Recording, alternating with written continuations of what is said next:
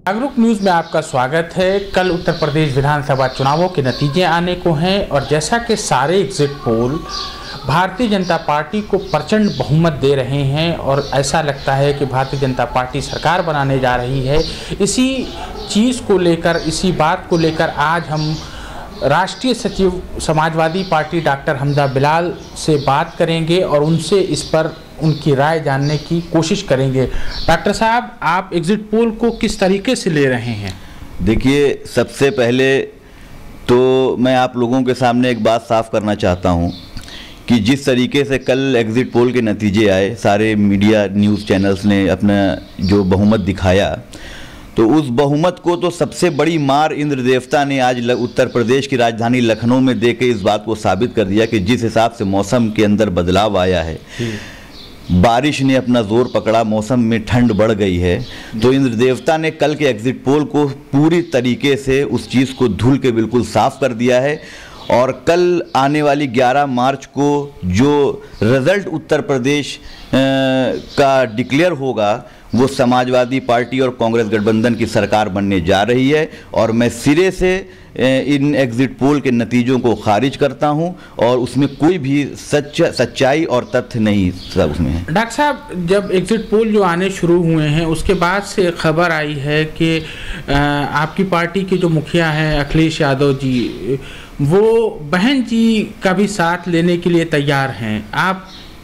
कि इस पे क्या राय है? देखिए, सबसे पहले तो मैं एक चीज़ आप लोगों को ये साफ कर दूं कि माननीय अखिलेश यादव जी ने जो बयान अपना बीबीसी न्यूज़ को दिया था जी, उस बयान में अखिलेश यादव जी ने कहीं पर भी बहुजन समाज पार्टी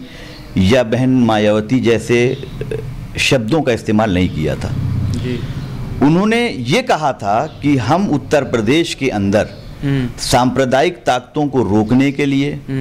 राष्ट्रपति शासन लागू ना होने की कंडीशन में, कि राष्ट्रपति शासन लागू होता है तो उसमें प्रदेश की जनता को ही नुकसान होना है, उन चीज़ों को रोकने की जब जब बात आएगी जी, चाहे वो उत्तर प्रदेश का चुनाव हो, चाहे वो देश का चुनाव हो, किसी भी तरीके के चुनाव, जब जब हमको सांप्रदायिक ताकतों को रोकने की बात आएगी, ज़रूरत महसूस होगी, हम किसी भी सेकुलर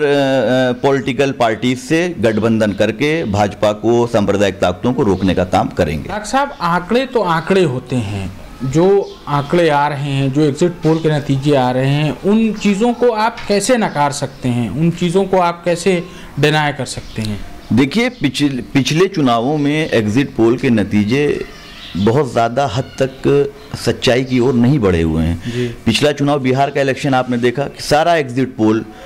जितने भी एग्जिट पोल थे न्यूज़ चैनल्स के, सभी ने भाजपा को पूर्ण बहुमत की सरकार दिखाने का दावा किया था, लेकिन वो दावा पूरी तरीके से खोखला साबित हुआ। दूसरी चीज़, उत्तर प्रदेश के अंदर 400 जातियों का एक बड़ा समीकरण है जी। सभी जातियों के पास, सभी मीडिया रिपोर्टर्स के पहुंचने की, सभी लोगों के सर्वे करने की ये पॉसिबिलिटी मौजूद नहीं है। करी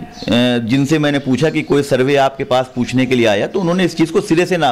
खारिज कर दिया कि हमारे पास इस तरीके की कोई भी बातचीत करने के लिए कोई नहीं आया। देखिए, उत्तर प्रदेश के अंदर जो जातीय समीकरण है, उन जातीय समीकरणों में सभी के पास जाने की कोई पॉसिबिलिटी नहीं है। जहां पर एक तरफ माननीय अखिलेश यादव जी का डेवलपमेंट का मुद्दा था, विकास का मुद्दा था, जो उन्होंने करके दिखाया उत्तर प्रदेश के अंदर, वहीं दूसरी तरफ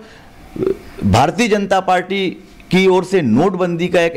ऐसी मार पड़ी है गरीब जनता के ऊपर, लोगों के ऊपर, जिससे उन्होंने लाइनों में, कतारों में खड़ा करने का काम किया। तो ये दोनों चीज़ें अपनी अपनी जगह पे एक चीज़ स्टैंड करती है कि एक तरफ डेवलपमेंट है जो बहुत तेज़ी के साथ उत्तर प्रदेश के अंदर बढ़ा है। माननीय अखिलेश यादव जी ने एक चीज़ को, उत्तर प्रदेश के चुनाव को बदलने की कोशिश करी है कि यहाँ का चुनाव इस बार डेवलपमेंट के नाम पर हो। तो इन सभी चीज़ों को लेकर मैं ये कह सकता हूँ कि एग्जिट पोल जो दिखाया है कल टीवी चैनल्स ने, उसमें कोई भी सच्चाई नहीं है।